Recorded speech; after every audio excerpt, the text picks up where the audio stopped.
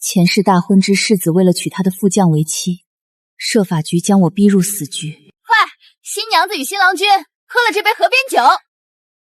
翠芙，你既然如此水性杨花，如今你跟别人喝了河边酒，再为正妻名不正言不顺，将你降妻为妾。众目睽睽之下受辱，我百口莫辩。为不让崔家百年清誉受损，我只能自缢而亡。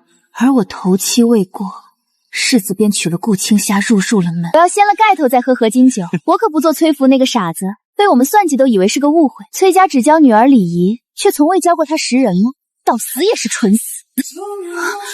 在睁眼时，我回到了成亲时。世子，你的新娘子以为谢树匠是你，跟他喝了河津酒，这下他算谁的新娘？世子，都怪我爱开玩笑，我以为嫂夫人会察觉得到与他喝河津酒的人不是你，谁知他毫无察觉，我只是想开他这个玩笑。等我发觉不妥想阻拦时，他们把河津酒都喝了。青霜说的可是真的？崔福，我与你定亲多年，你会认不出我？就这么随意就和别的男人喝河津酒？只怕世子夫人是昏了头了，看着穿红色的便以为是新郎。就是，这与世子大婚，却和别人喝河津酒，这算怎么嫁进裴家？这礼数都名不正言顺呐！接下来他该说我不守妇道，水性杨花了吧？我绝不能重蹈覆辙。我刚被送入洞房，我的丫鬟被顾树匠拦在门外。喝河津酒时，他们不让我取下盖头，我目不能视，如何知道新郎是谁？我识得顾树匠的声音，便是你不让我除盖头，让我盖着盖头喝的河津酒。顾树匠为何要这么做？世子，我真的只是想试一下嫂夫人对你的真心，我不知道她什么都察觉不到，都是我的错，你别怪嫂夫人，有气你就撒我身上好了。而且闹洞房嘛，不就是可以新婚3日无大小？顾姑娘，你一个未出阁的女子，按理是不能在这之前进洞房的，你怎么能让新娘和别人喝河津酒？这下闹出事儿，你还说就是，他在这王小不分轻重，不管场合，如今闹出事，他倒推得干净。妈，这场误会全是我的错，是我本不该从边关回来，京城中的贵女们从来都看不起我，所以我做什么都是错。京城中的贵女们从来都看不起我，所以我做什么都是错。世子要打要罚，青霜认了。只是我想问一句，嫂夫人，你与世子定亲多年，自幼青梅竹马，你为何连这亲近之人你都分辨不出来？我虽是玩笑，但却也试得出你对世子毫无真心，否则喝河津酒这么亲近的动作，你与谢上将靠他靠那么久，你也分辨不出来吗？世子，刚才是顾青霜给我喝了一杯酒，拿了一新喜袍，说我们身材相似，让我帮你试试衣袍的长短。结果我刚穿上就被顾青霜推进酒楼新房，酒里下了药，我一时神志恍惚，被顾青霜拉着不能动弹，这才与世子夫人喝了河津酒。此事我与世子夫人都是无辜的。谢副将，你虽刚到世子手下不久，但是你是男子，我一个弱女子，难道还能阻止得了你吗？若你不敢喝这杯河津酒，你看你现在还能站起来，刚才难道不行？不过是有人是不是真心想走罢了。平南侯府的世子夫人名声绝不可有任何瑕疵。阿福，你今夜与别的男子喝了河津酒，日后若被人知晓拿作把柄，对平南侯府可是大事。按我朝古里，喝河津酒的才是夫妻，如今你居然与外喝了此酒，说出去怎么见人？平南侯府绝不能丢这脸。为今之计，只有先委屈你，将你贬妻为妾，让青霜顶替你的世子夫人之位。对外说青霜是妻，你是妾，将今晚之事先圆过去。崔小姐，我也不知道事情会闹成这个样子，我不是故意的。你放心，我做世子夫人只是个名号而已。我入府后，你与我平起平坐，不分大小，只是在外面便委屈崔小姐叫我一声夫人，以妾室身份见礼。对内还是一样的，崔小姐千万别放在心上，不过一个名分罢了。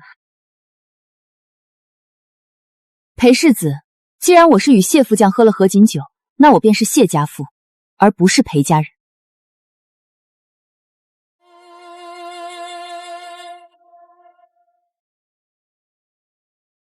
既然我是与谢副将喝了河津酒，那我便是谢家妇。胡闹！你是我裴家娶的心腹，怎么会是谢家妇？是吗？刚才你说的，按我朝古里，喝河津酒的才是夫妻。既然与我喝河津酒是谢副将，那我与他才成了夫妻之礼，与裴家有何关系？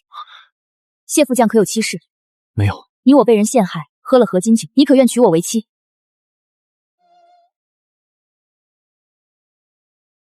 谢萧愿意娶崔小姐为妻。谢萧，你敢！谢萧愿意娶崔小姐为妻，此生定不负你情意。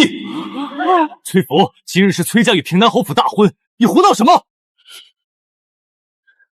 我胡闹？大婚之日，洞房花烛，你纵容你的副将任意妄为，在新房引外男入内，逼新娘盖着盖头饮下河津酒，转头就说我名节有损，贬妻为妾。这样的侯府也好意思说名声要紧，不能有损。珠儿，去前厅把崔家送进的长辈叫了，与裴家退亲。世子纵着副将在后宅做出这样的事，逼嫡妻为妻，这样的人家，我崔家岂会与你们做姻亲？你真的以为崔家百年清誉是你平南侯世子可以任意羞辱的不成？崔福，你凭什么打世子？你自己做错了事，如今反倒怪在世子头上。你自己己水性杨花，世子将你贬妻为妾，怎么了？裴家敢辱我崔家，这门亲事不结也罢。既然我妹妹是与这位谢副将喝的合卺酒，那这门亲事就和你们裴家没关系了。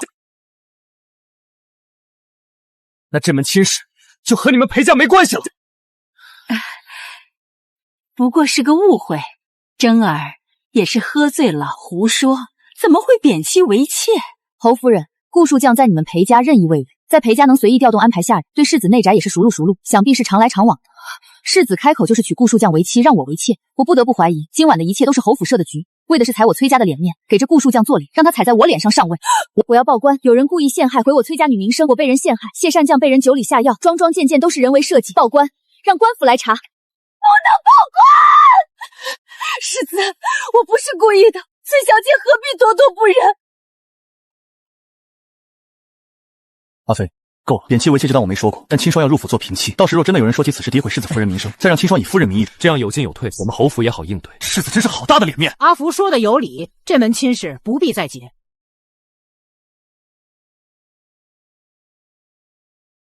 裴世子，我说了，我和谢萧刚才已成了夫妻，从现在起，我是谢家妇，和你平南侯府无任何关系。但顾清霜陷害我，给谢萧下药，你要娶顾清霜为妻，我管不着，但这事还请世子给我们一个交代。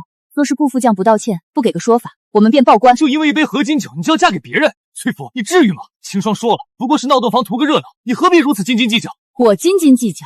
你刚才明明说此事严重到你要贬妻为妾，怎么到了现在又变成一件小事，说我斤斤计较？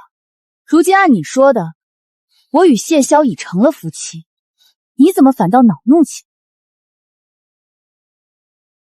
阿妃，他不过一个副将，你嫁他有何前程可闻？你可别后悔。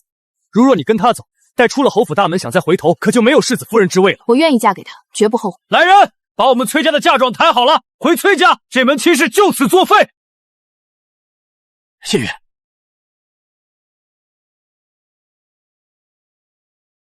这是平南侯府，何时轮到你来做主，在后宅胡来？如今毁了与崔家的婚约，你有什么偿还？不过一个上不得台面的副将，也敢在世子的后宅当家做主起来，谁给你的权利？母亲，清爽不是故意的。我在后宅几十年，我会看不出他的心思，除了你这蠢货看不出来，他的心思明晃晃写在脸上。顾清霜想毁了崔福的名声，自己上位。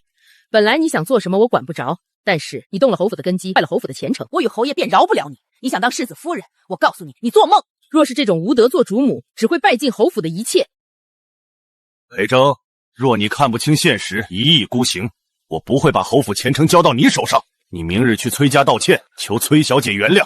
你若坚持要娶顾清霜，你便自请出侯府，我自当没有你这儿子。平南侯府敢如此害我女儿，洞房花烛夜让一个副将进来作怪，还敢贬妻为妾，我的阿福以后怎么办？阿福刚才已在平南侯府撂下话了，如今已经谢家父，这位是西关大营的谢副将，在裴征手下做副将。谢萧，为何我看你有些面熟？崔大人好眼力。崔小姐，我非故意隐瞒，我的本名是袁玉。既然与崔小姐喝过合卺酒，若崔小姐说的话还作数，我明日便叫家中长辈上门提亲。请武殿下恕罪。我明日便叫家中长辈上门提亲。请武殿下恕罪。父亲，您方才叫他什么？武殿下。崔大人不必多礼，本宫幼时身子浅弱，被送我江南外祖家姜黄，后又以谢萧之名入西关军营历练，隐瞒身份实属无奈。陈眼拙，竟不知武殿下在西关军中。今晚之事，本宫与崔小姐皆是受害之人，可既已饮过合卺酒，便不能让崔小姐平白受了委屈。殿下身份尊贵，可我家阿福刚与平南侯府退亲，外面流言本就不该由他承担，本宫会亲自请旨，以正妃之礼迎娶崔小姐。谁敢议论他半句，便是议论皇家赐婚。前世我恣意而亡，若当时是不是也能有另一条路？如今这条路就在眼前。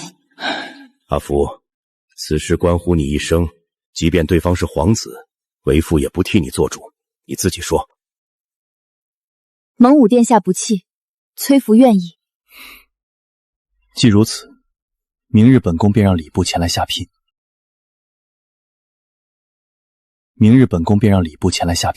原来妹夫不是副将，是皇子。那裴征那个蠢货，岂不是把到手的好姻缘亲手扔了？他扔掉的从来不只是姻缘，而是崔家。你放心，平南侯府若敢再来纠缠，本宫会处理。殿下不必替我处理，我会自己一点一点讨回来。好，本宫替你兜底。阿福，你当真想清楚了？母亲，我想得很清楚，嫁给裴征才是我这辈子最错的选择。逆子，你知道你今日毁掉的是什么吗？崔家是京中清流之首，崔太傅门生便不弃。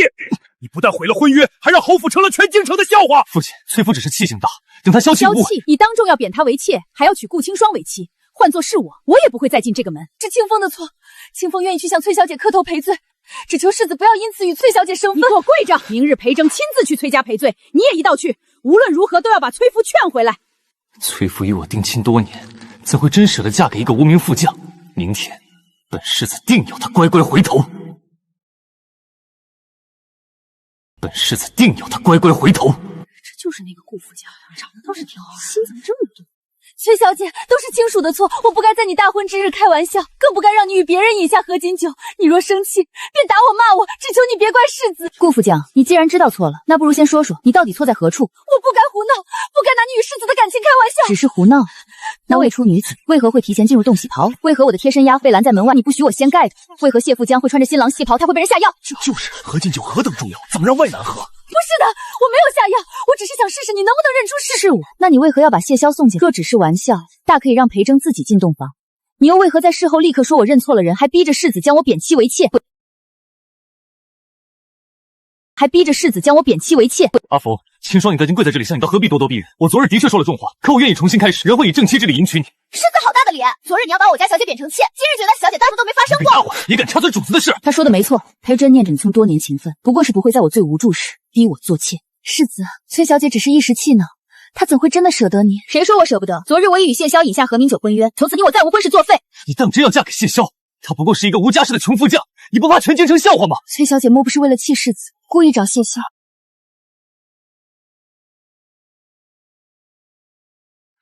小姐，武殿下带着礼部的人来下聘了。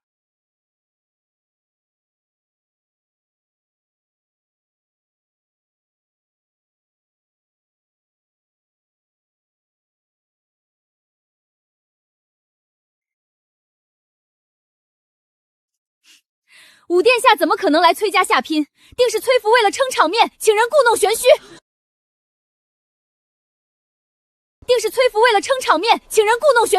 大家别被他骗了，他根本不是什么武皇子，他是西关军营的副将谢萧。入伍文书上写的清清楚楚，他来自江南，根本不是什么皇子。你为了让世子后悔，竟找来谢萧假扮皇子，你以为换一身华服就能瞒天过海吗？谢萧，你见了世子还不跪下行礼，竟敢在这里招摇撞骗！放开我！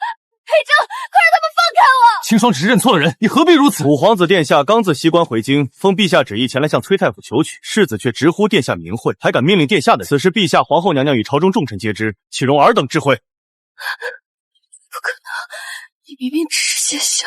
本宫是谁不需要向你解释，但你昨日擅闯洞房设计下药，今日又当众冒犯皇子，这两笔账本宫会一并记下。臣平南侯世子裴征，不知武殿下身份，多有冒犯，请殿下恕罪。奉天承运，皇帝诏曰：崔氏嫡女崔福端庄淑慎，德容兼备，今特赐婚于皇五子元玉为正妃，择吉日完婚。钦此。聘礼准备的有些匆忙，委屈你了。殿下肯来，已是最好的聘礼。殿下肯来，已是最好的聘礼。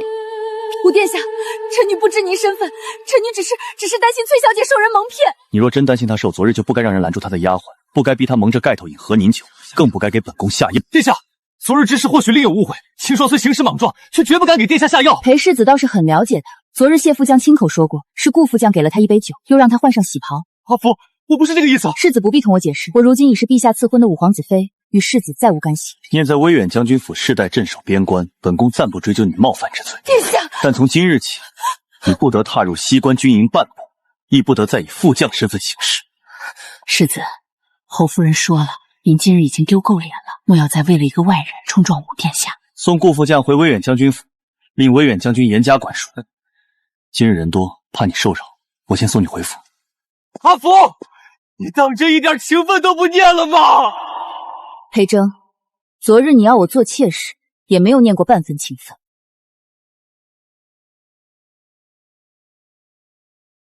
昨日你要我做妾时，也没有念过半分情分。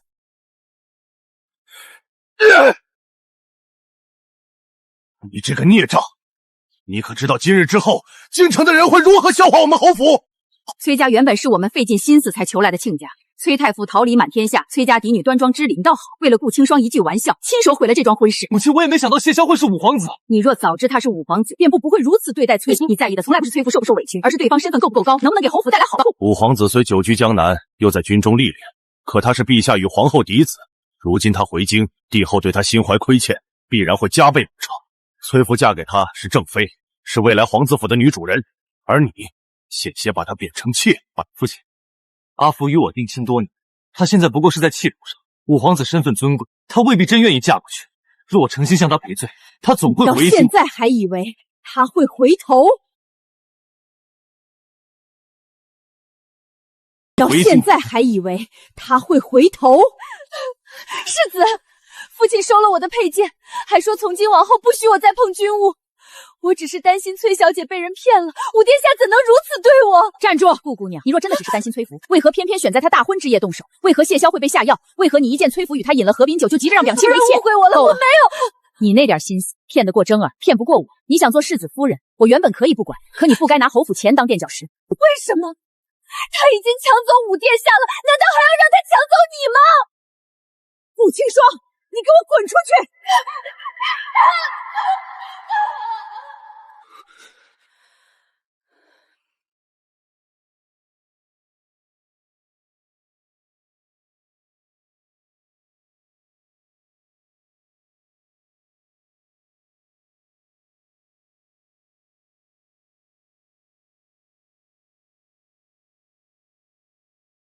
他已经抢走武殿下了。阿福，皇后娘娘忽然召见，也不知是何心思。入宫后千万谨言慎行。母亲放心，女儿明白。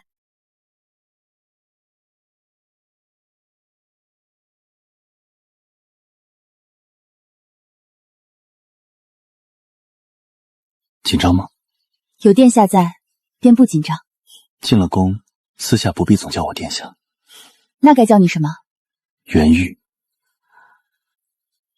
元玉。臣女崔福拜见皇后娘娘。起来吧，你与元玉的婚事来得突然，本宫原本担心因她的身份，才不得不应下这门婚事。臣女前日被人陷害，众人都要臣女忍让，唯有武殿氏没有逼臣女做任何决定。她愿意负责，却也尊重臣女的选择。臣女愿意嫁他，是因为他值得。好孩子，日后若他敢欺负你，尽管进宫告诉本宫。这是本宫当年出嫁时太后赏下的图样，本宫命上宫局重新打造了一顶，赐给你做大婚凤冠。你是元玉的正妃，谁也不能轻慢。臣女谢皇后娘娘隆恩。谁也不能轻慢。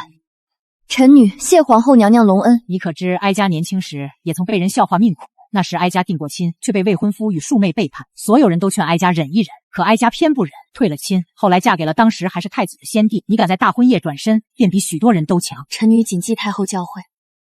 阿福，有件事我本不想让你太早反手。西关传来消息，当夜给我下药的酒，或许并不是顾清霜一人能安排的。你的意思是，平南侯府里还有人参与？或者说，有人不想让我活着回京。若真有人想害你，为何偏偏选在我与裴征大婚那日？那日平南侯府宾客众多，西关将士也来了不少。有人知道我会赴宴，也知道顾清霜与裴征关密切，便借他的手布下这局。顾清霜未必知道西郊会去，可若那杯酒里的药更重一些，我就是想根本撑不到走出洞房。重一些，我就是想根本撑不到走出洞房。药量不致命，却会令人神志昏沉、四肢无力。对方若真要杀我，手段不会如此浅浅，更像是在试探。那场荒唐的洞房阴谋背后，却从未想过，竟还可能牵扯到皇室争斗。你既然知道危险，为何还要回京？因为京中有我必须回来的人。武殿下如今倒是很会说话。方才不是让你叫我元义？在人前自然要守规矩。那在人后呢？这是我的私略，若遇急事，你可调动京中暗卫。你将这么重要的东西信我，交给我，不怕我乱用？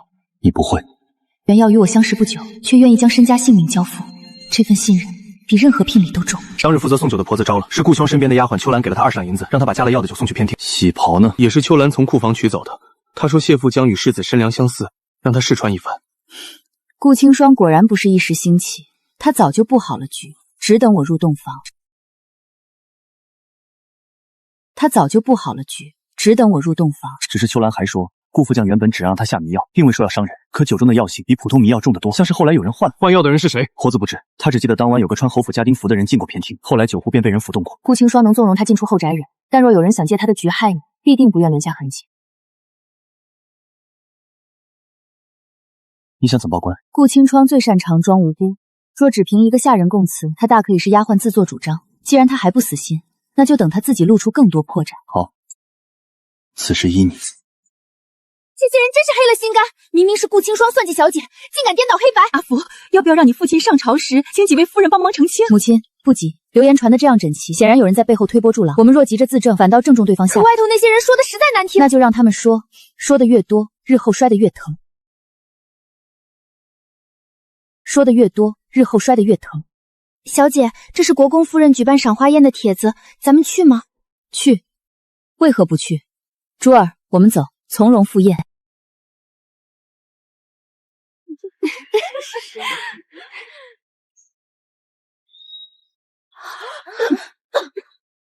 崔小姐近日可好？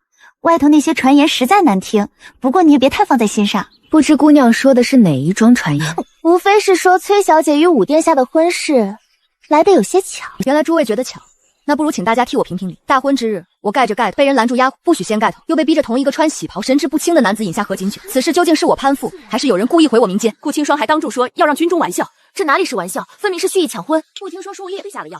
崔夫这个贱人，他分明是在引人羞辱我。姑娘，外头现在都在传说您心思歹毒，想抢世子夫人之类。我有什么错？我和世子出生入死，崔夫凭什么占着世子夫人为争呢？武殿下不是很在意崔夫吗？去给裴征送信，告诉他意思是，若想让崔夫还放夫回头，就该亲自去见他。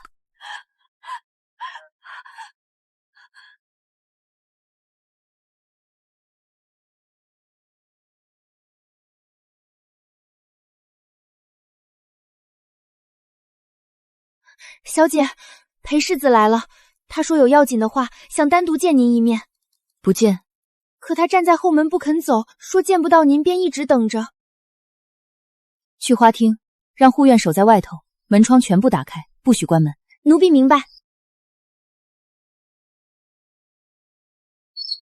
阿福，裴世子深夜私闯未婚女子府邸，与理不合，有话便说。我是来向你道歉的，是我失了分寸，我不该说要贬你为妾，也不该当着那么多人的面让你难堪。然后呢？我知道你恨我，可我并非真的想让你做妾。当时事情闹得太大，我只是想先保住侯府颜面，等风头过去。等风头过去，再让我继续做你的世子夫人，还是等顾清霜进门后，让我与他平起平坐？我不会让他越过你。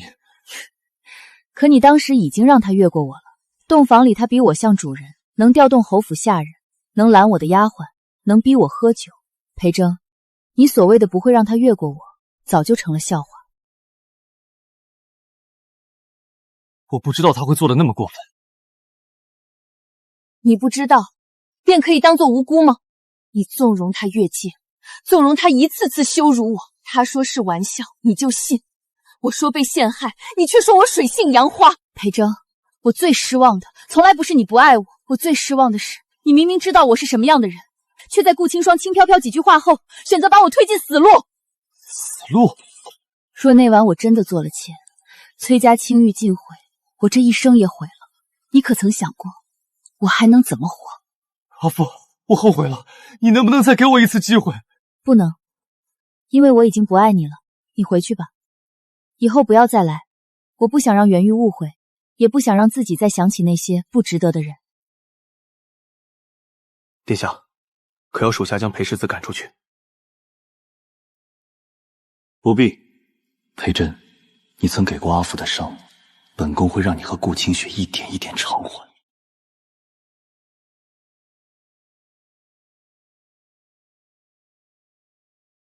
你今日似乎心情不好。有吗？有。你从上车到现在，一共只同我说了3句话。昨夜裴真来见你了。你知道？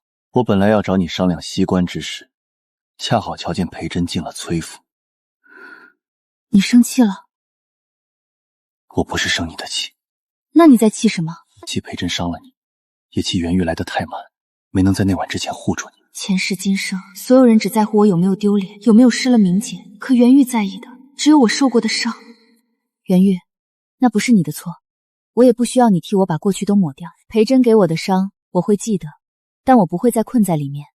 昨夜我见裴真，不是因为舍不得，也不是想给裴真机会，我只是想亲口告诉裴真，我不要她了。我知道。那你还不高兴？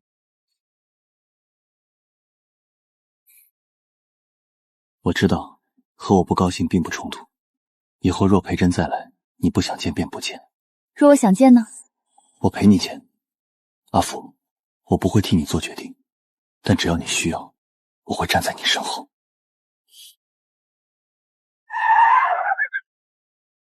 殿下，西关800里加急。出了何事？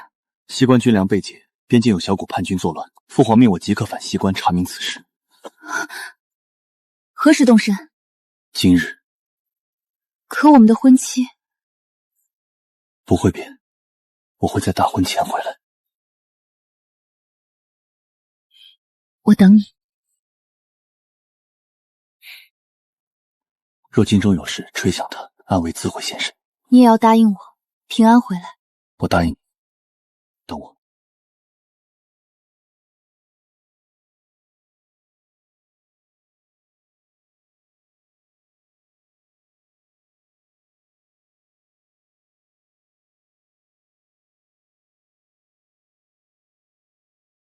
崔府，你以为你真的能顺顺利利做你的五皇子妃吗？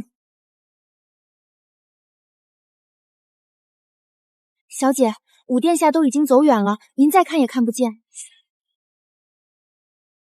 他答应过会回来。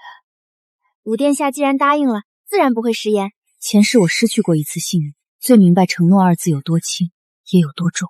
裴征曾说会护我一世，到头来却亲手把我推入死局。而袁玉只说了一句等我，我却莫名愿意相信。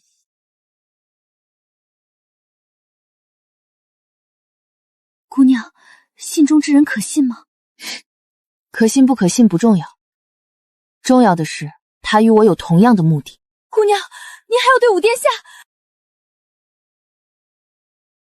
闭嘴！我何时说过要害五殿下？我只是要让崔福明白，他攀上的高枝也未必牢靠。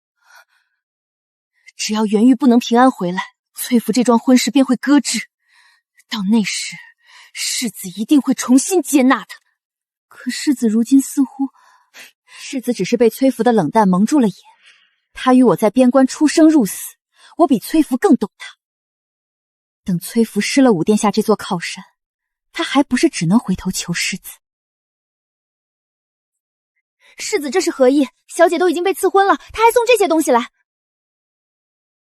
阿福，我知你不愿见我，便不再扰你。此物是你去年看中却未买下的，愿你见他时能想起我们从前的情分。他不是想让我想起情分，他只是不能接受我真的不要他。送回去，告诉平南侯府，旧物不必再送，崔凡已经不需要了。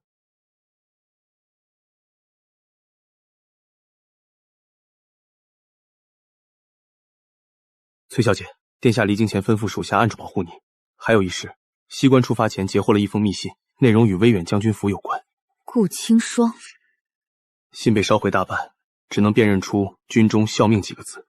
殿下担心顾清霜会趁他离京再对您不利，那便盯紧他。他若安分，我暂且不动他；他若敢伸手，就让他知道，没了军中身份，没了裴真撇护，他什么都不是。是。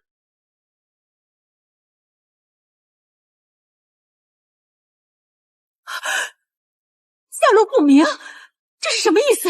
西关传来的消息便是如此，陛下已经命兵部继续搜寻。小姐，五殿下武艺那么好，一定不会有事的。他不会有事。阿福，母亲，战报只说下落不明，并未说他战死。而且袁玉离京前说过，西关军粮被劫，叛军作乱，分明是有人设局。如今他一到西关便出事，这消息未免来得太巧。你的意思是，这封战报有问题？至少完整。父亲，能否请您托兵部旧友查一查，这封战报由谁送入京，经谁之手递到宫中？我这便去办。阿福，西关的消息我听说了，你别太难过。武殿下吉人自有天相，多谢世子关心。若武殿下真的，我是说若有万一，你不必担心。崔家与侯门的婚约虽已作废，可我从未想过弃你于不该。无论你经历过什么，我都愿意重新迎你入府。阿福，我不会介意过去的事。世子这话是何意？我孝世子好大的恩典，袁玉生死未卜，你不想着替他祈福，替朝廷担忧，倒急着来告诉我你愿意接纳我。我只是担心你。你担心的不是我，你只是觉得我若失去五皇子这门婚事，就又会变回那个任你拿捏的崔父。可惜你想错了，便是袁玉不在，我也绝不会回平南侯府。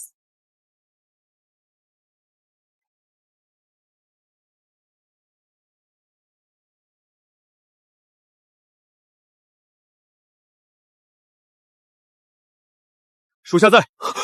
世子请回吧，以后若无要事，不必再登崔府的门。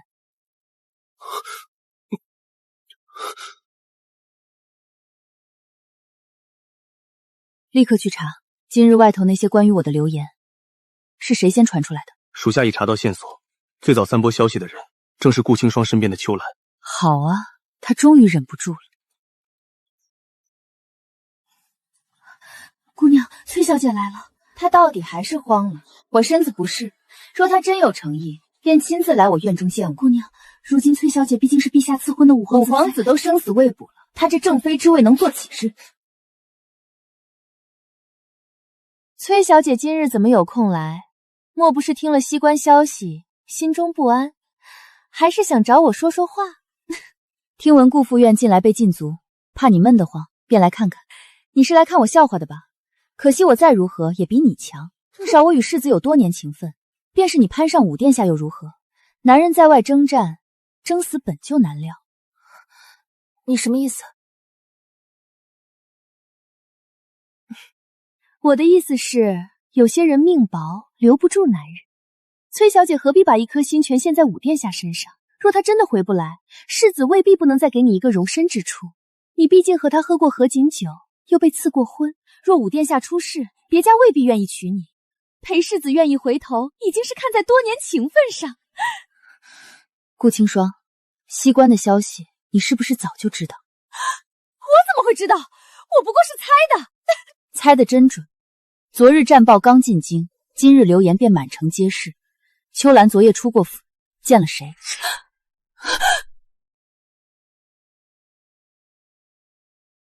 这是秋兰出府的记录。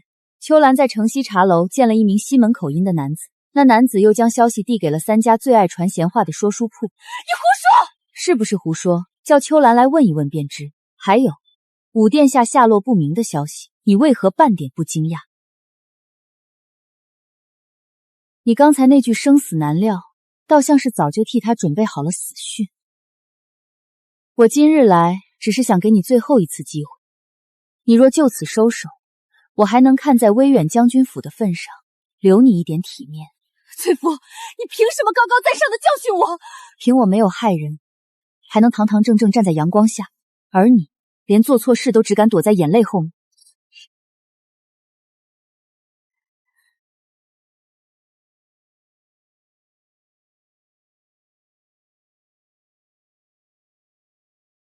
送去西关，告诉那个人崔夫已经起疑，无论如何不能让袁玉活着回京。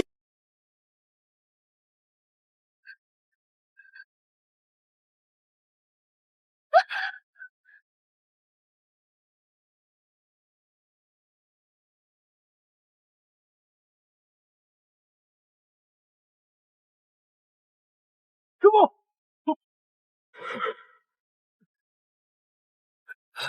捷报，武殿下凯旋了！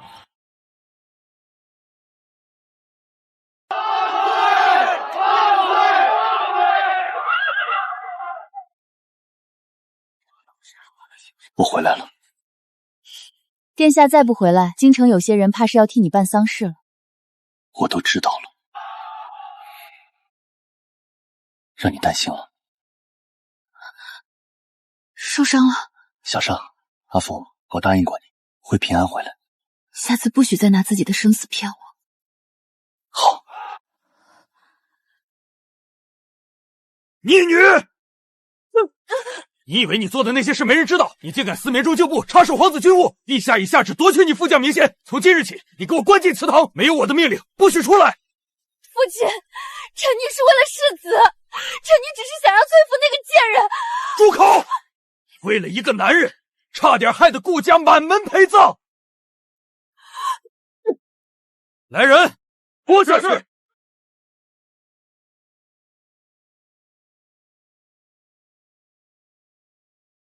西关人说，这东西能护人平安。你特意带回来给我的。可你自己才更需要。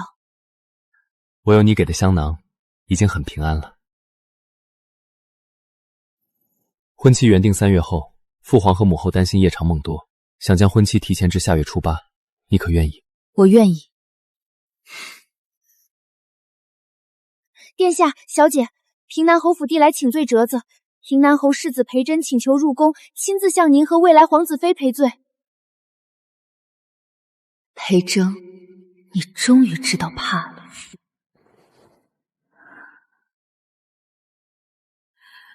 我的阿佛，原本母亲还怕你受了那样的委屈，日后婚事艰难，没想到……母亲，我如今很好。武殿下昨日还特意派人来说，婚仪一切以阿福心意为先。你若有什么不愿意的，只管说。武殿下这样看重小姐，奴婢看那些从前说风凉话的人还有什么可说的？小姐，宫中送来一份请帖，3日后皇后娘娘将在宫中设宴，特意请未来5皇子妃赴宴。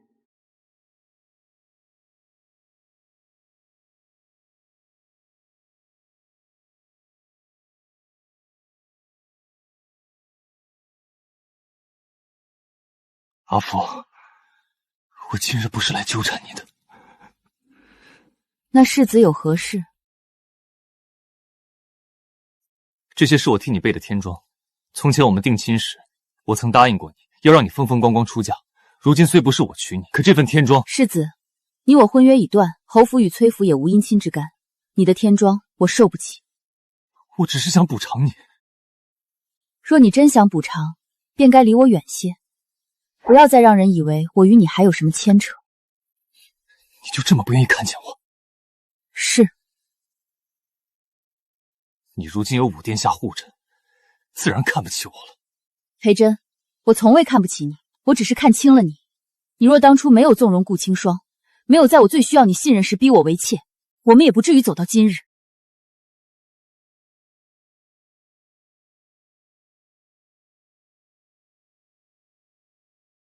母后又给你添了什么好东西？你怎么来了？来看看我的王妃。裴世子这是？臣只是来送一份天妆。裴世子的好意，本皇子妃不需要，带回去吧。臣明白。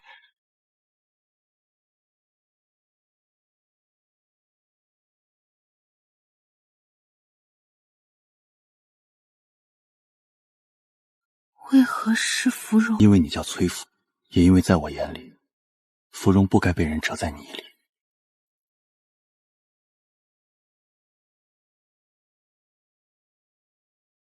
这个给你，我绣的不好。好，我会一直带着。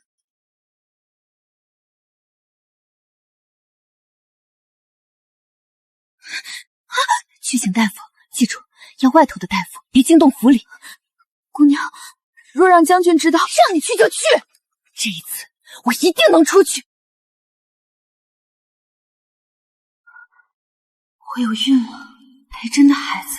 这孩子来的正是时候。如今我失了副将之职，被父亲厌弃，被侯夫人厌恶，连裴真也开始对我冷淡。可只要我怀着平南侯府的血脉，谁也不能再轻易把我踩进泥土里。他竟敢未婚有孕，他还嫌顾家丢的人不够多吗？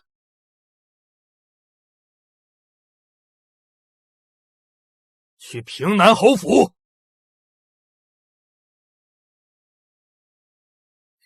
他竟敢拿孩子逼婚，一个庶女，还是个惹出滔天祸事的庶女，害得侯府失了崔家，得罪5皇子。如今还想凭肚子进门做世子夫人，做梦！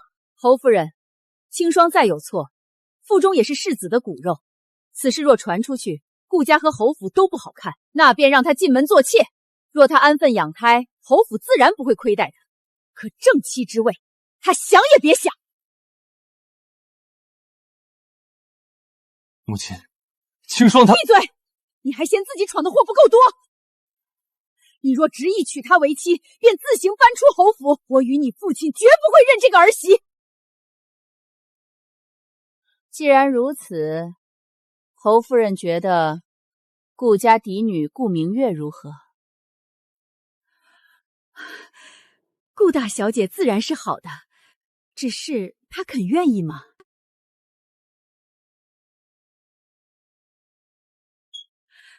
明月，是母亲对不住你。母亲是想让我嫁给裴真。你若不愿，母亲便是拼着撕破脸，也绝不让你替顾青霜收拾残局。谁说女儿不愿意？裴真或许不是良人，可平南侯世子夫人的位置是个不错的身份。顾青霜以为有了孩子就能赢，可他不明白男人的宠爱会变，只有名分、权力和握在手里的东西才不会背叛人。母亲，我愿意嫁。姐姐愿意嫁，她不是一向清高吗？如今还不是要嫁给我不要的男人？也好，她进门做正妻，我进门做贵妾。她从小样样压我一头，可世子喜欢的人是我，我腹中还有他的孩子。等我生下长子，她那世子夫人的位置又能坐多久？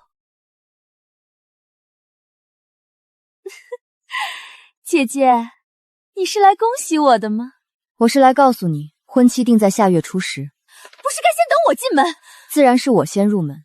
我以8抬大轿入正门，做平南侯世子夫人；你则在同日由一顶小轿从偏门入府，做世子的姨娘。姨娘？不可能！我怀着世子的孩子，侯府怎敢这样对我？你腹中的孩子姓裴，不姓顾，他能让你进侯府，却不能让你越过嫡庶，更不能让你越过正妻。我不答应！裴真答应过会娶我。他答应过你什么？答应过让你做世子夫人，还是答应过为了你舍弃侯府前程？顾青霜，你若真有本事，何至于拿一个孩子逼婚？你不过是嫡女出身好些，若没有将军府，你凭什么跟我争？凭我是顾家嫡女，凭我懂京中规矩，凭我知道怎样做侯府主母，也凭我不会像你一样，把男人一句轻飘飘的偏爱当成全部依仗。你以为裴真爱你？他若真爱你，便不会在五皇子回京后开始躲着你，更不会同意让我进门。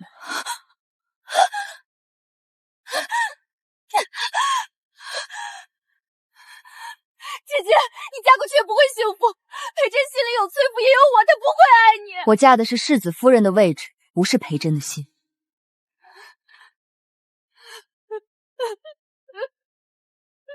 顾明月确实更适合做主母，可为什么我脑子里想的全是阿福？你如今再想崔福也无用，她已是五皇子妃，马上便要风光大婚。你能娶到顾明月，已经是侯府为你争来的最后一点体面。明日迎亲时，务必要让所有人都看清楚。殿下想让他们看清什么？看清阿福在我这儿，不必再受半点委屈。阿福，往后到了皇子府，要好好照顾自己。母亲放心，女儿不是去受委屈的。崔家永远是你的家，无论何时，若有人敢欺负你，便回来告诉父亲。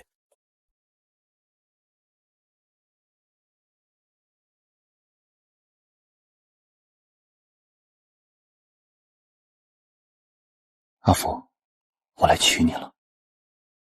我知道。一拜天地，二拜高堂，夫妻对拜。阿福，你真的再也不会回头了。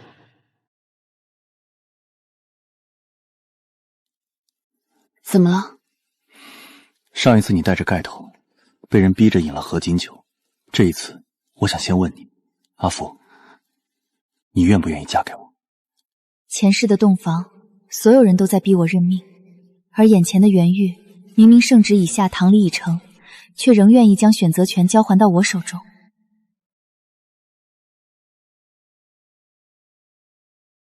袁玉，我愿意。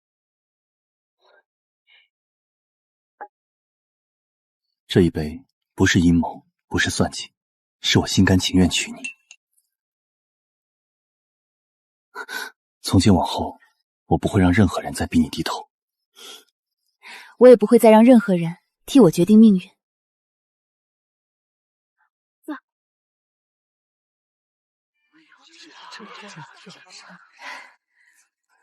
明月，往后侯府便交给你了。儿媳定不负母亲信任。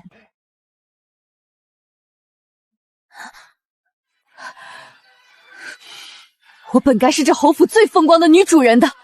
顾姨娘，请吧。叫什么？夫人已入门，侯府上下自当按规矩称呼。您是世子的姨娘，自然该称顾姨娘。等我生下世子的长子，我看你们谁还敢轻视我！哼！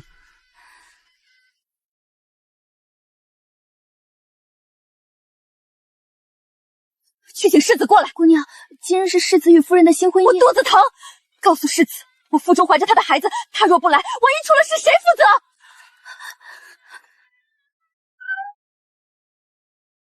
我让你们请世子，谁让你们来？世子正在主院招待宾客。夫人说了，姨娘身子不适，自有大夫诊治。世子又不是大夫，来了也无益。顾明月故意拦着我。夫人是侯府主母，自然要顾全大局。何况今日是世子与夫人的大喜之夜，姨娘若真心疼世子，便不该拿这点小事扰了主院。我和世子出生入死，你们懂什么？姨娘情绪激动，对胎儿不好，还请姨娘躺下，让奴婢替您请脉。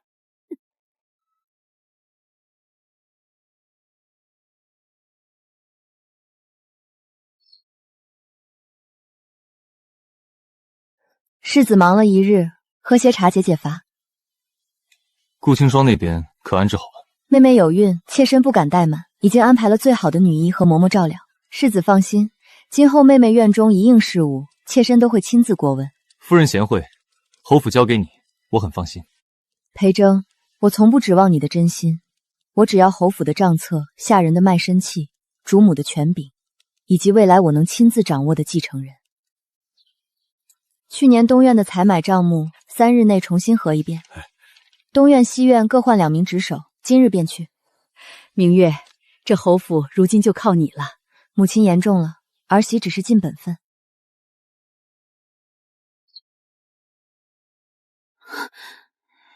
姐姐新婚燕尔，怎么有空来看我？你怀着身子，我这个做姐姐的自然不放心。姐姐若真不放心，昨日就不该拦着世子来见我。我何时拦过？是你身子不适，我怕世子来了反而扰你静养。女医说了，你胎相本就不稳，最忌大悲大怒。你少拿孩子压我！我不是压你，是提醒你，这孩子如今是你唯一的依仗，你若不珍惜，谁也救不了。从今日起，顾姨娘院中每日的药膳、补品与用度都要先送到我这里过目。秋兰办事毛躁，暂时不必近身伺候了，换府里的稳重丫鬟来。是。秋兰是我的人，你凭什么换她？凭我是侯府主母。你有孕在身，身边人若有差池，受害的是你自己。你分明是想夺我的人。那你便当我是替你管束。这里是平南侯府，不是边关。你既进了侯府，就该学会侯府规矩。你处理得很好，顾清霜性子太野，若不压着些，日后还不知要闹出多少事儿。她终究是儿媳的妹妹，儿媳只盼她能安分些。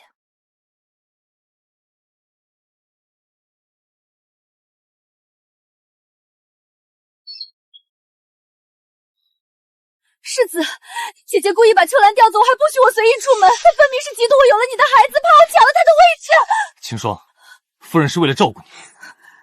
她不是。够了，你如今有孕，就该好好养胎。夫人刚进门，愿意照料你已是宽厚，你莫要不识好歹。世子，你是不是也觉得我是麻烦？我近日公务繁忙，你少闹些，别让母亲和夫人烦心。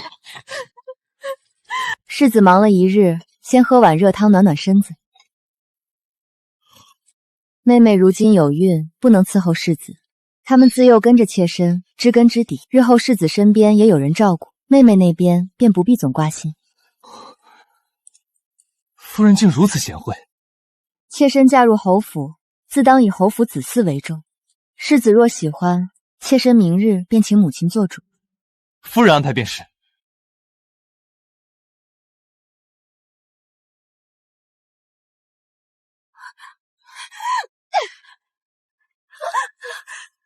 顾明月竟敢给世子纳妾！息怒，夫人是为了侯府开枝散叶。顾明月分明是怕我得宠，所以找两个狐妹子来分世子的心。滚开！我要见世子！顾姨娘，女医说您胎象不稳，不宜外出。我要见世子！世子如今正在华儿姑娘房中。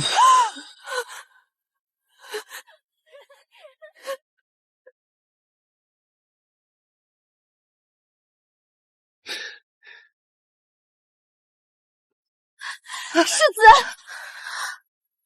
我还怀着你的孩子，你就这样纵着夫人往府里塞人？青霜，夫人做事自有分寸。他是故意的。顾姨娘，侯府子嗣为重，你既不能侍寝，难道还要世子为你守着不成？何况你只是姨娘，世子身边有多少妾室，从来不是你该过问的事。你身子不好，别出来吹风，回去歇着。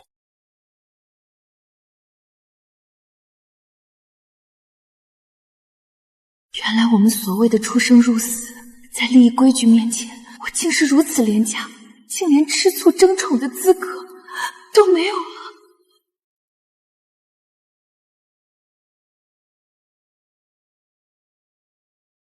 去主院给世子传话，就说我腹痛下身见，请世子立刻过来。是，奴婢这就去。裴真，你再怎么冷淡，也不会不顾你自己的亲生骨肉。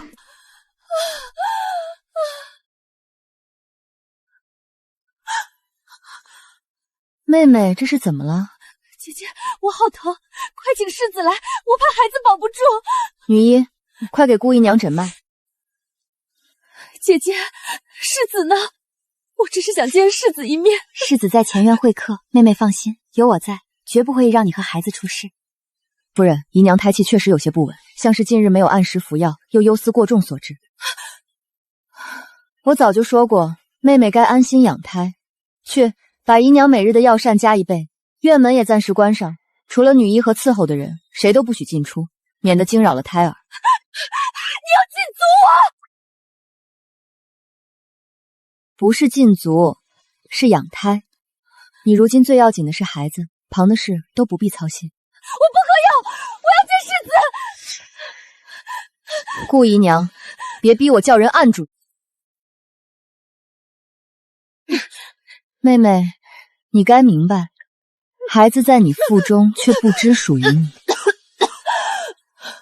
他是侯府的血脉，而我是侯府主母。你会遭报应的。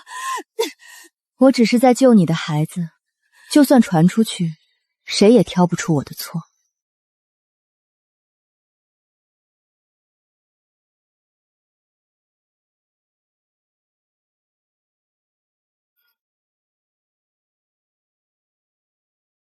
听说顾青霜胎象不稳，她又闹什么？妹妹许是太在意世子，又见画儿琪儿进门，心中郁结，这才伤了身子。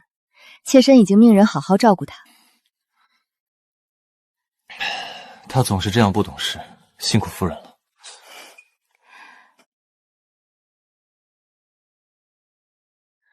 兜兜转转找个随时。姨娘使不得。顾姨娘不在院中养胎，来主府做什么？姐姐，你到底要把我关到什么时候？我腹中怀的是世子的孩子，不是你用来拿捏我的筹码。我何时拿捏过你？你调走秋兰，拦着世子不让他见我，又拿药灌我，如今还派人守着院门，你分明是怕我见儿子，怕世子更宠我。秋兰曾替你私传消息，险些牵扯武殿下之事，我换掉她是为你好，腿在她自己身上，她若想见你，谁能拦得住？至于药，女医开的方子，侯夫人过目的药材，侯府上下皆知。他听你的是我是崔福，你不过是个摆设。顾清霜，你是不是忘了自己的身份？我有什么身份？我是威远将军府的女儿。你是侯府姨娘，在侯府你该称我夫人，而不是姐姐。你在主院大呼小叫，辱骂主母，按家规该掌嘴20。你敢？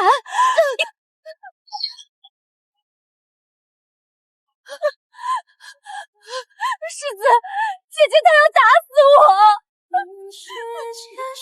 夫人，这是怎么回事？顾姨娘在主院辱骂妾身，又言语冒犯世子，妾身只是按侯府家规小惩。夫人如今是侯府主母，你便是不服，也不该当众辱骂她。你有孕在身，更该安分些。来人，把顾姨娘送回院中，没有夫人允许，不许出来。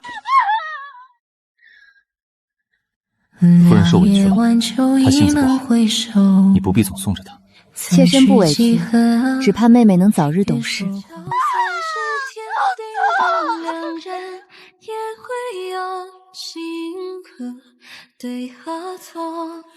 不好，姨娘怕是要小产。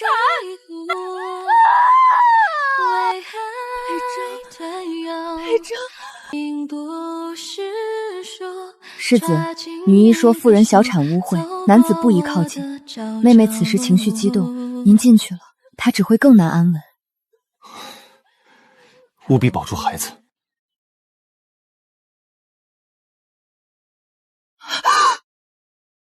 我的孩子呢？我的孩子呢？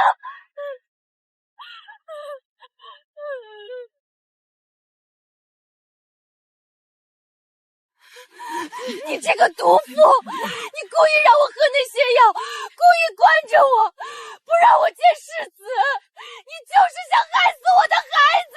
侯夫人明鉴，顾姨娘入府时胎相变弱，加之近日忧思过阵，多次拒绝服药，又有擅自倒掉安胎药的迹象。昨日她情绪失控，冲撞主母，导致血逆行，才会小产。倒药，此事可真？姨娘将安胎药倒进花盆，还让奴婢谎称鲜红，请世子过去。你胡说！妹妹，你若真的不想喝药，大可告诉我，何苦拿自己的孩子赌气？世子，你信我，是顾明月害我，他就是怕我生下你的孩子。清霜，别再闹了。孩子没了，你就只会说我闹，那是你的孩子，你我想起我就是的。你好好养身子，夫人已经尽力。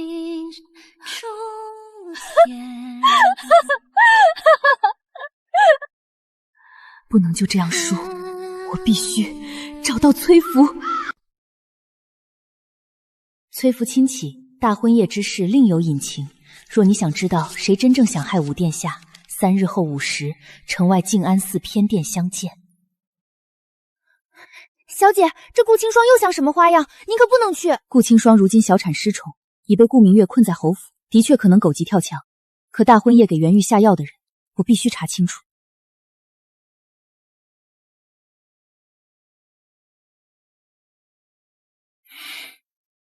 不许去！若他真知道换药之人是谁，他若真有证据，早该拿出来保命，不会等到现在。他只是想见你，甚至可能想借机伤你。可我想去，是为了我自己。前世他害我致死，今生他仍不知悔改。我想亲口问他一次，他到底觉得自己错在哪里？阿福，你不必再同他纠缠。我知道，可有些旧账，只有亲自面对，才能真正放下。好，我不拦你，但暗卫会跟着你。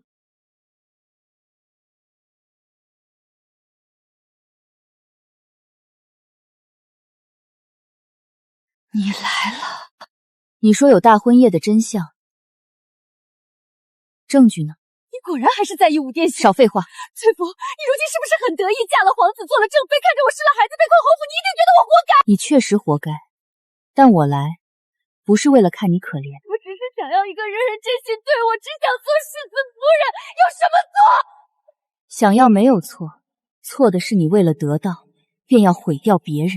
如你当初愿意做妾，事情根本不会变成这样。你看到现在，你仍觉得错的是我不肯让。你害我明姐给袁玉下药，散播她死讯，害得顾家和侯府鸡犬不宁。可你从未觉得自己错了，只觉得所有人都该把位置让给你。顾清霜，真正毁了你的人，从来不是我，也不是顾明月，是你自己。那你去死！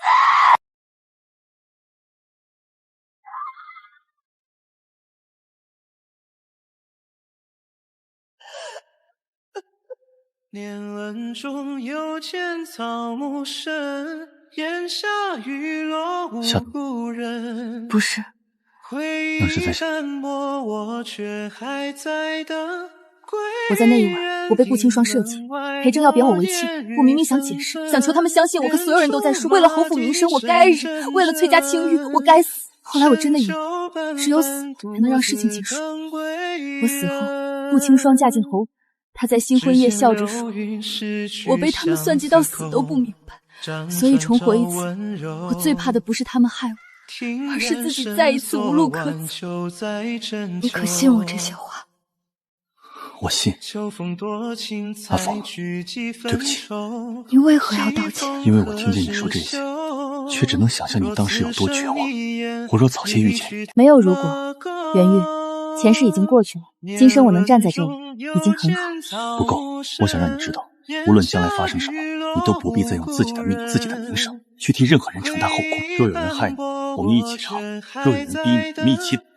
若你想背我比你但你不能放弃。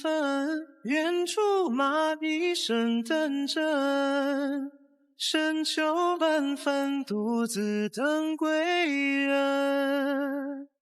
母亲，世子，顾姨娘小产后身子一直未好，女医说她心思太重，郁结于心。妾身想着庄子是清静，最适合调养，不如送她去庄子上静养一段时日，待病好了再接回来。去庄子？她如今身子弱，受得了颠簸吗？她不折腾，身子自然就好了。在府里日日闹腾，搅得后宅鸡犬不宁。明月这安排极好，就按明月说的办。秋风多情，采取几分愁。顾姨娘身子不好，受不得刺激。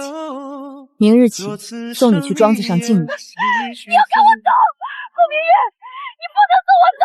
我是将军府的庶女，世子不会答应的。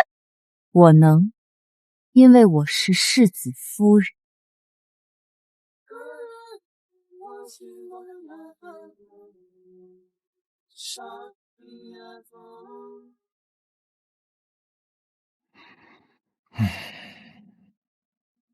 清霜去了何处？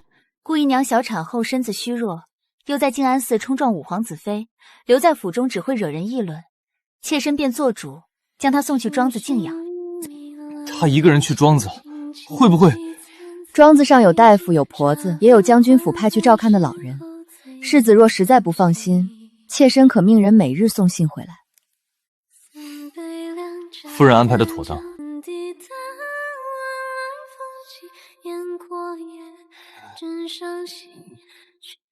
逆子！兵部侍郎今日设宴，特意邀你前去结识军中同僚，你竟醉得站都站不稳。父亲，兵部那些人如今谁还肯真心与侯府结交？他们不过是看在你面子上做做样子。那你便更该争气。武殿下如今奉旨协理兵部，崔家又是太傅府，你若当初没有闹出那场丑事，何至于落到今日处处受制？够了！崔夫已经是五皇子妃，父亲还提他做什么？哼，我提他是要你记住自己有多蠢。夫人，世子再这样沉迷酒色下去，只怕身子撑不住。撑不住也得撑。侯府还需要一个能继承爵位的孩子。把花儿的补品加一倍，院里多派2个稳妥的人照看。至于世子那边，别劝，他想喝便让他喝，想纳人也由着他纳。夫人，这会……男人若不肯自己醒，谁劝都无用。我能做的，只是替自己和未来的孩子，把该握住的都握住。今日兵部议事，裴征又缺席了。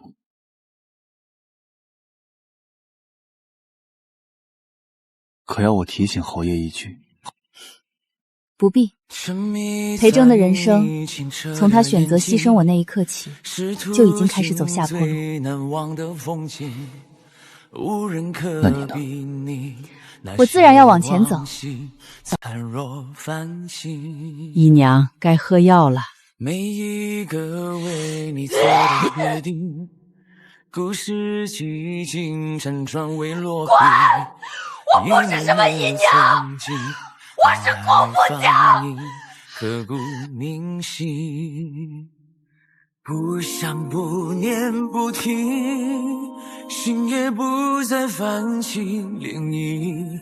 天灯亮起，相许别离，人来人往中会托人送去，一定要亲手交给世子。寻一个你，不负此生，不负侯府那位花儿姨娘有喜了。侯夫人高兴的赏了全府上下3个月月钱。只唯独你，老奴什么都没说。不远万里，只为朝夕。送天下花儿有孕，裴征又要有孩子了。原来没有我，裴征照样会有别的女人，别的孩子。我不过是侯府后院里一个可以被随意送走的妾。青霜，我会让你做世子夫人。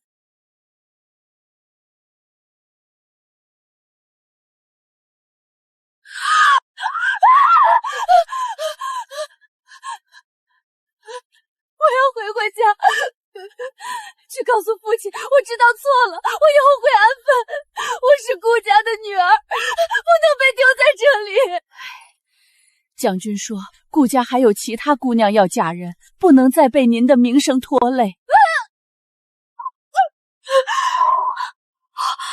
我没错，我没错。裴征，原来你没有派人来，根本不是因为忙，而是你根本不想再见我。你曾说会护我一生，可现在连一丝体面都不愿给我。裴征，崔府，我不敢，我不敢。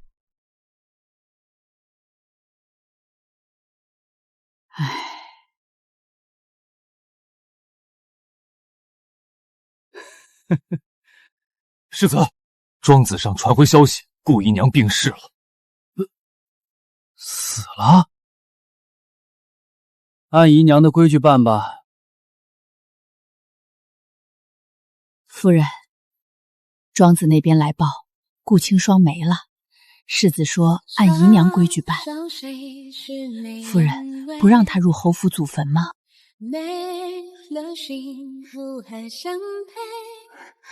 小姐，刚刚得到消息，顾清霜在庄子上病逝了。你若不想听，往后这些事不必再报。不必避着。前世她在我头七未殿时嫁给裴征，还笑我蠢，笑我死得不值。那时我恨不得她也尝尝被人逼到绝路的滋味。如今她真的死了，你恨也可消了。我不恨了，但也谈不上痛快。她一生都在抢别人的位置，以为得到裴征便能，可她到死都没有明白，裴征从来不是值得她争的人。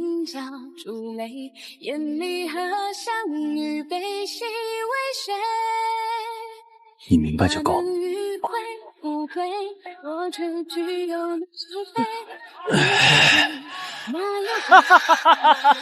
世子好酒量，来，再敬世子一杯。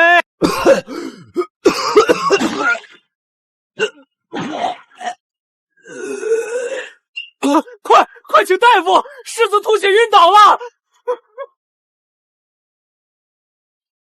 好端端的，怎么会吐血？世子这几日连着饮酒，昨晚又宿在新姨娘房中，今日宴上喝了几盏烈酒，忽然便咳出血来。去请太医，快！世子常年饮酒无度，又纵欲伤身，脾胃与肾气皆损。如今看着只是吐血，实则根基已经亏空。若再不戒酒戒色，安心调养，只怕……这些日子辛苦夫人了。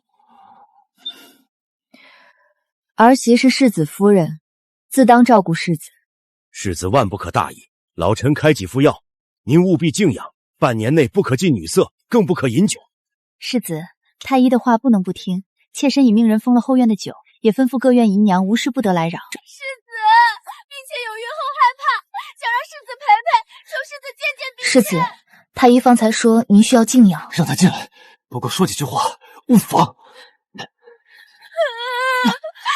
世子，夫人，您刚才为何不拦着？世子若当真，侯府之后怎么办？我拦得住一时，拦不住一世。世子若连自己的命都不珍惜，我又何必替他耗费心力？可小世子，花儿腹中这个孩子，琪儿腹中那个孩子，都会平安出生，侯府不会断后。至于世子能活多久，不该由我决定。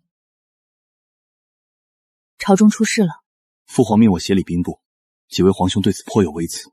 西关军粮案虽已结，可背后的人还未完全查清。他们若动不了你，便会想办法从崔家下手。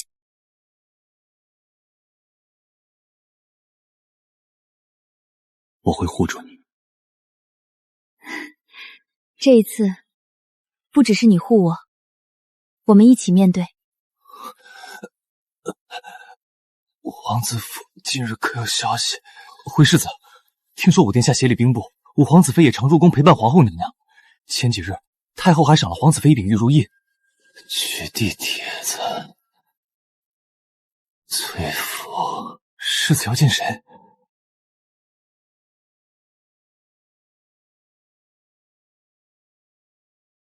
世子病中思虑过重，还是先用药吧。夫人，我只是想见阿福一面。崔小姐如今是武皇子妃，不是世子想见便能见的。何况世子与她早已退亲，若在私下见面，于他名声无益，于侯府也无益。只是有些话想亲口同他说。世子是想向他道歉，还是想求他回头？若是道歉，世子该明白，有些伤害不是一句对不住便能抹平。若是求他回头，那更不必想了。武皇子妃如今过得很好，她不会回头，武殿下也不会让她回头。我知道他不会回来。既然知道，又何必见？因为我怕再不见，就再也没有机会了。裴征派人送来的，你若不想见，我让人回去。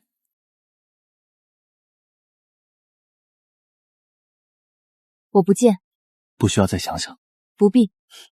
从前我总觉得，只要他愿意道歉，只要他能看清顾清皇的真面目，我们之间或许还有机会。可后来我才明白，我想要的从来不是他的后悔。那你想取什么？我想要的是，在我最无助时，有人愿意信我；在我被逼着低头时，有人愿意站在我身边。这些，你都给了我。昔日缘分已尽，今生各自安好。世子无需道歉，崔福亦无需原谅，望世子珍重。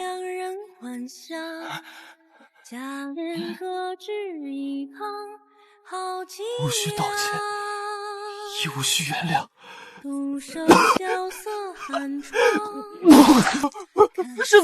世子您撑住啊！快请大夫！阿福，你的人生里早已不再需要我。为了侯府名声，只能委屈你做妾。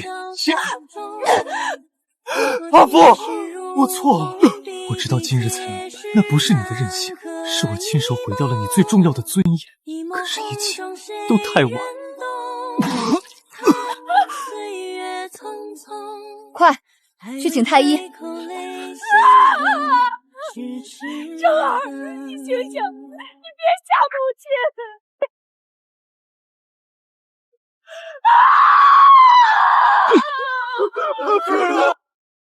世子虽系侯府，此子乃是世子唯一的血脉，从今日起记在我名下，由我亲自教养，请诸位长辈见证。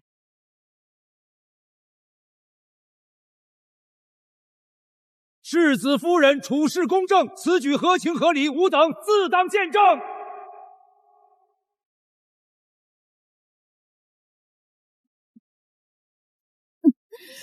明月，往后侯府便交给你了。母亲安心。儿媳会守住侯府。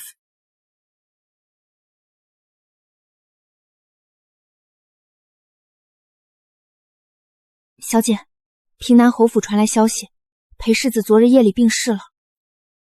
唉，前世我以为只有他死了，我才会痛快。如今呢？如今只觉得人生无常，裴征本可以有另一条路。他若能守住本心，尊重自己的妻子，侯府也不会落到今日。你还在为他惋惜？不是惋惜他，是更珍惜现在。元玉，人这一生最该做的，不是等失去后后悔，而是在拥有时懂得珍重。我会珍重。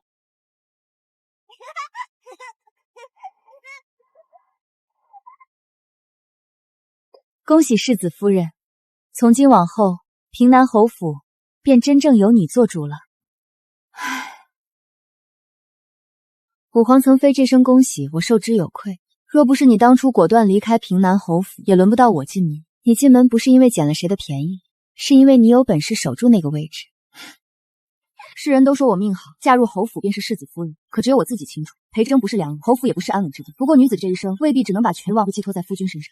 是，我们可以爱人，但不能因为爱人便丢了自己。可他不明白，清霜从前的我，真正让我能站稳脚跟的低你，不是身份本身，而是我知道自己要什么。你要的是侯府的权利与孩子的未来，也要顾家的体面，更要自己不被任何人摆布。至于情爱，有自然好，没有也不必强求。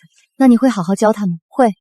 我会教他读书明理，教他尊重旁人，教他不可仗着身份欺辱女子，也不可重蹈他父亲的覆辙。过来。见过五皇子妃。这是送你的，愿你平安长大，做个明辨是非、心怀善意的人。我会听母亲的话。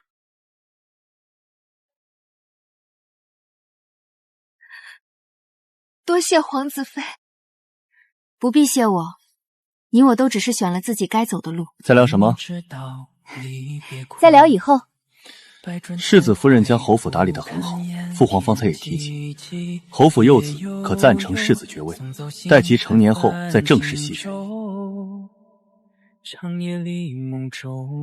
王妃，殿下又在书房待了一整日，午膳只用了2口。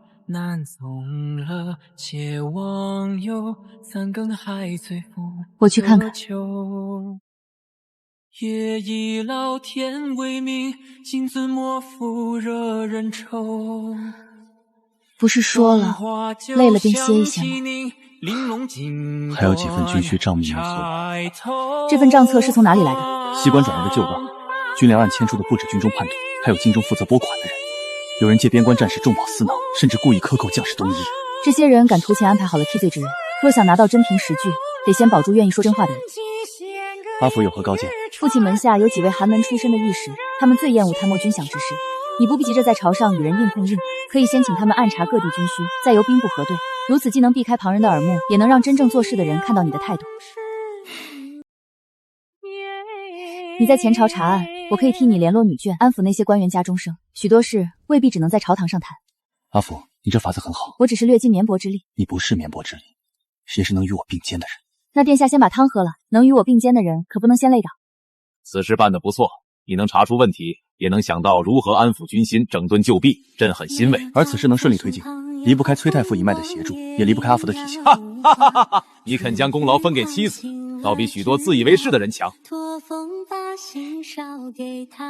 今日怎么回来的这样早？因为想回来陪你。阿福，你看你父亲年纪越大，越像个老顽童。父亲愿意教他们，是这些孩子的福气。自从武殿下整顿兵部，西关将士的冬衣军饷都按时发下去了。前几日还有边关来的老兵，特意在城外替殿下立了块功德碑。将士保家卫国，本就该得应有的军饷与尊重，不必立碑。哈哈哈哈哈！为官者都能有这份心，百姓便少受许多苦。小姐，您在想从前吗？是啊。那您会难过吗？不会了。以前我总觉得，若没有那场大婚夜的事，我的人生或许会圆满许多。可如今我明白，人活一世，最重要的不是从未走错路，而是走错后有勇气回头，有能力重新选择。小姐如今真好。是啊，我如今很好。母后传来消息，明日宫中有春宴，他让我们早些回去。好。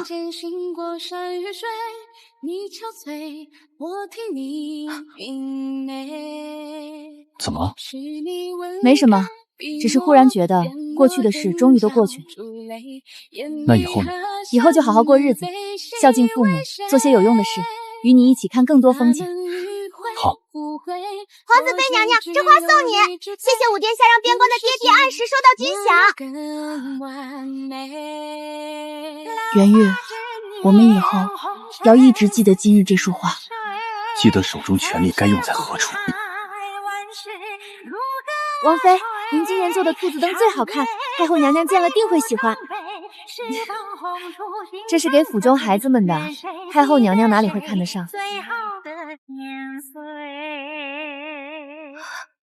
这是给我的。去年你送我香囊，今年我送你花灯。我一直想带你来这里，这些旧物不是为了让你记住过去的痛，而是想告诉你，你已经走出来了。前世，我最怕洪家雨，怕洞房，怕何其酒。我总觉得那杯酒是我一生噩梦的开始。那今夜便让它成为圆满的开始。